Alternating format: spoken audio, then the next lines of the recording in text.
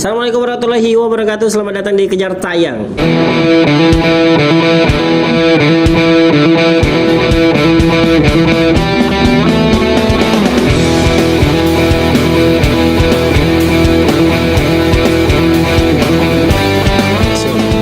Oke, hari ini kita bareng caleg gagal.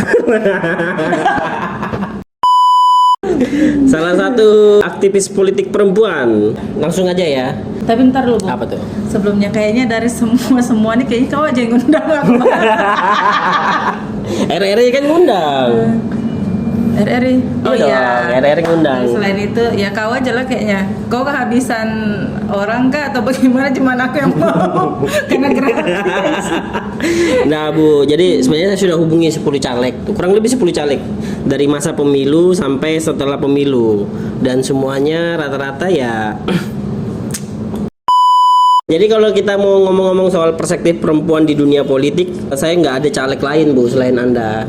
Padahal sebenarnya banyak ya, di Kaltara kan banyak tuh, Bung. Banyak, Yang cuman hampir setiap partai itu sudah ada keterlibatan 30%. Hampir penuh rata-rata di masing-masing dapil. Tapi masa satu pun tidak ada? Apa karena tidak berbayar? Macam tak betul je budak ni. nggak gitu mainnya. Yang halus. Yang halus aja. Kayak punya tempo. Asik. Lanjut. Oke, berangkat dari gimana setelah akhirnya pemilu ini mau selesai, ngelihat akhirnya perempuan banyak terlibat di politik dan hasil quick count-nya juga ada beberapa caleg perempuan yang mendominasi. Apa sih sebenarnya harapan kau gitu ngelihat? Untuk caleg perempuan ya khususnya ya, apalagi yang sudah naik terpilih tapi belum sah. Ini kan berdasarkan penghitungan sementara, berdasarkan Sirekap. Cuman hasil keseluruhan kan belum kita dapat, kita lihat bersama. Nah, kita kalau aku pribadi sih berharapnya keterlibatan perempuan yang sudah terjun di politik ketika dia sudah naik, yang paling penting adalah menjadi perwakilan yang berbicara tentang kepentingan perempuan khususnya, adalah yang mewakili keterwakilan perempuan yang betul-betul ya Bung ya, yang kita harapkan bisa bekerja secara maksimal, yang bisa memperjuangkan hak-hak dan apa ya yang seharusnya didapatkan oleh kaum perempuan. Regulasi lah, misalnya yang sederhana saja lah, misalnya di tempat-tempat umum disediakan untuk ibu-ibu menyusui, ya kan, apa sih namanya, ruang laktasi itu, terus untuk ruang-ruang yang aman dan nyaman untuk anak dan perempuan ya, pokoknya yang mudah-mudah kita temukan lah, karena kan sekarang apa namanya di tempat-tempat umum itu masih tidak terlalu aware soal itu loh Bung. PR terbesar untuk caleg perempuan melihat apa namanya masalah dasar dari perempuan di sini itu apa sih sebenarnya? Ya terutama perempuan yang caleg perempuan yang sudah naik harus paham dulu topoksinya dia sebagai calon legislatif itu apa. Kemudian kalau dia sudah paham, dia akan mengeluarkan regulasi yang memang pas untuk perempuan-perempuan atau kaum marginal begitu ya, perempuan-perempuan yang butuh perhatian. Kalau kita harapkan juga sebenarnya keterwakilan perempuan yang sudah naik jadi calon legislatif harus banyak-banyak lah aware, membuat kegiatan dan pemberdayaan khusus perempuan gitu, khususnya di Kaltara gitu. Kita merasa sebagai perempuan, saya pribadi sampai saat ini juga kurang dilibatkan, walaupun banyak organisasi ormas perempuan, tapi kan lagi-lagi organisasi atau ormas perempuan itu kan non profit ya Pak. Jadi kalau butuh kegiatan aturannya lebih banyak disupport, dan seperti yang aku katakan di awal, caleg perempuan yang naik itu adalah keterwakilan suara perempuan. Harusnya mereka sudah paham untuk apa yang akan dilakukan begitu setelah menjadi calon legislatif, khususnya yang perempuan ini. Harapannya seperti itulah. Banyak kegiatan-kegiatan yang betul-betul pro terhadap perempuan dan anak khususnya. Apalagi di Kaltara kan kasus pelecehan itu bukan main-main ya. Nah, mungkin itu salah satu isu yang bisa diangkat oleh calon legislatif yang sudah naik nanti, begitu. Oke, jujur kalau kita bicara tentang pelecehan seksual, belakangan ini banyak sekali kasus pelecehan terhadap remaja, terhadap anak-anak, terhadap perempuan, bahkan sorry saja kayak misalnya yang sering muncul di tarakan info atau media sosial tuh yang masturbasi di jalan, yang korbannya selalu lagi kembali lagi perempuan. Itu gimana kalau perspektif dari Dina? Kalau aku sih khususnya di Tarakan ya atau di Kaltara perbanyak kegiatan-kegiatan itu Pak, sosialisasi tentang pelecehan dan kekerasan seksual, tapi bentuknya harus masif dan lebih spesifik gitu loh. Jangan cuman sekedar sosialisasi ngundang ormas habis itu clear Pak, nggak ada jangka panjangnya. Nah, seharusnya ormas-ormas yang diundang atau masyarakat-masyarakat yang terlibat itu diberikan pemberdayaan gitu loh. Mereka terjun langsung ke masyarakat yang memang betul-betul yang mengalami itu dan harus tahu informasi terkait pelecehan dan kekerasan seksual begitu. Ya, walaupun di masyarakat kita masih awam ya soal begitu. Nah, makanya kita sebagai orang-orang yang misalnya mengikuti kegiatan itu tahu tentang ilmu itu setidaknya bisa sharing kepada masyarakat gitu.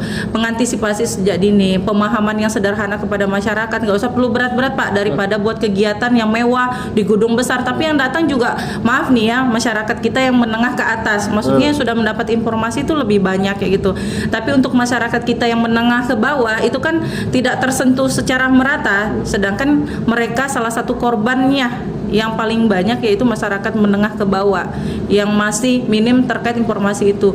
Walaupun mereka menjadi korban pasti saya yakin kebingungan untuk mendapatkan informasi bagaimana pelaporannya, bagaimana mereka mendapatkan perlindungan setelah melapor itu kan perlu mereka tahu Pak. Tapi saya yakin sebagian besar masyarakat kita belum paham soal itu.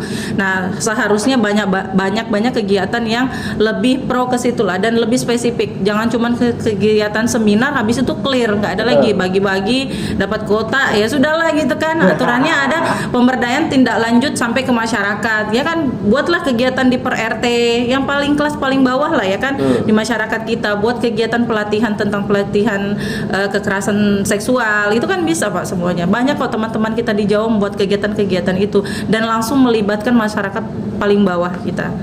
Ya aturannya seperti itulah di Kaltara tuh. Kita kecil tapi kasus pelecehan termasuk besar Pak. Ya. Ya kan, Tarakan dan Nunukan. Sepantasnya gimana sih untuk para menurutmu nih tersangka pelecehan seksual harusnya diapain sih biar jerah? Harus dihukum sesuai dengan kan sudah ada tuh keluar undang-undangnya tuh kan PKPS. Nah, di situ kan sudah tertera untuk hukuman-hukuman masing-masing si pelaku. Ada berapa tahun dan berapa tahunnya itu kan sudah ada. Ya itu aja dijalankan secara maksimal gitu. Kalau lah kita berbicara nih imajinasi aja lah ya. Menurutmu harusnya ngapain biar kapok nih apa sih? Potong. Gitu. Masih kembali soal pemilu, soal caleg-caleg. Menarik banget, ada pernah baca nggak postingan Tereli yang terbaru? Iya, banyaknya kaum yang terpilih bukan orang-orang dari paham politik, tapi kebanyakan artis dan pengusaha ya kalau nggak salah ya. Dan keluarga. Secara garis besar gitulah yang disinggung Tereli ya. Jadi kayaknya bentuk kegelisahan secara pribadi yang mendalam sih kalau aku lihat. Akhirnya Tereli ya berani ngepost itu kan. Dan banyak banget yang support. Yang saya secara pribadi juga sangat mendukung Bung. Karya hari ini itu betul-betul ya 2024 ini politiknya yang paling ngeri-ngeri sedap sih kalau aku bilang. Ya, lalu kemudian ada yang digarisbawahi bahwasanya hapus saja tes CPNS. Iya, nggak perlu lagi kalau kita berpikir ya logikanya kan nggak perlu lagi tuh ada tes, karena kayaknya di politik orang yang calon legislatif, orang yang kita percaya bisa membawa suara kita nih ke atas, menjadi wakil rakyat kan. Tapi ketika orang yang mewakili itu tidak sesuai dengan kompetensinya, lagi-lagi kan ini yang berbicara aku yakin sih punya modal, cari partai politik, mencaleg, naik, balikan modal, buat kegiatan ya seadanya aja lah, pengguguran. Kayak siapa tuh? Itulah Pak maksudku. Ya pokoknya clear sampai di situ aja. Tapi harapan kita kan kita masih harus optimis ya sebagai anak muda khususnya, harusnya optimis bahwa ini bisa ada perubahan kok. Maaf ya bukan kampanye, tapi ada perubahan yang bisa kita bawa lebih baik untuk ini kan dekat lagi di pilkada. Nah ini bau-baunya pilkadanya udah tercium nih. Tapi kalau misalnya ini pemilu 2024 khususnya di Kaltara dijadikan tolok ukur untuk pilkada 2029, tapi kita tidak ada ingin ada perubahan edukasi pendidikan politik yang lebih baik. Aku yakin pilkada 2024 ini akan jauh lebih parah sih ongkos politiknya. Kalau tidak kita perbaikin ya, dan kita tidak evaluasi, masyarakat kita aku lihat khususnya di Kaltara makin gila sih. Setelah ini kau mau ngapain nih? Kan aku sudah masuk sebagai orang politik ya, artinya sudah terjun di politik selama 5 tahun kan aku harus menjalani ini. Terlepas nanti 5 tahun seperti apa, aku nyaman atau tidak aku lanjut menjadi politikus atau tidak kan belum aku tahu. Intinya selama 5 tahun ini aku menjalani konsisten di perpolitikan. Pertama, aku harus lebih banyak belajar terkait politik ya, karena aku juga hitungannya kan masih baru banget, Bung. Walaupun kayak teman-teman ngumpul orang-orang politik senior juga banyak yang terjun politik, tapi aku juga tidak boleh tidak boleh lupa harus ada tugas belajar bagaimana mendalami pendidikan politik ini. Yang kedua, setidaknya bisa mengedukasi teman-teman aku lah terkait apa kita sharing lah, lebih banyak sharing terkait politik daripada kalian ngebacot di sosmed. Lebih baik kita sharing gitu loh. Aku sebenarnya malas kan membalas komen orang tuh, capek. Jadi capek cuy. Jadi itu sih yang paling penting. Terus yang ketiga, aku akan mengaktifkan perempuan bangsa di Kaltara. Itu komitmenku untuk di politik ini sih. Begitu. Walaupun suara saya tidak seberapa. Tapi sumpah Bung, suaraku tuh pertamanya 2000. Ya. Sumpah ke 2000 kan, Ya, 2000. Itu seminggu yang lalu ya. Habis itu kan kita jeda tuh, katanya ada pemulihan dari Sirekap. Setelah itu turun Pak dari 2109 jadi 1165. 60 kalau nggak salah. Tapi sekarang sudah naik lagi 1900. Kalau nggak ada potongan tuh kan bisa 3000 Pak. Tanpa money politik ya, tanpa sampah visual, tanpa mobilisasi tim ses. 2000 Pak. 2000 ya. Apalagi di all in gitu ya. Iya makanya. Tapi aku percaya dari awal, karena aku percaya bahwa masih ada masyarakat kita yang memang betul-betul memilih berdasarkan siapa orangnya, apa rekam jejaknya, apa yang sudah dia buat, bukan cuma duit. Ya 2000 sih, tidak sampai 40M. Sudah lah ya, kita sampai situ. Oke, terima kasih Dina, dan itu aja untuk hari ini. Sampai jumpa. Assalamualaikum warahmatullahi wabarakatuh.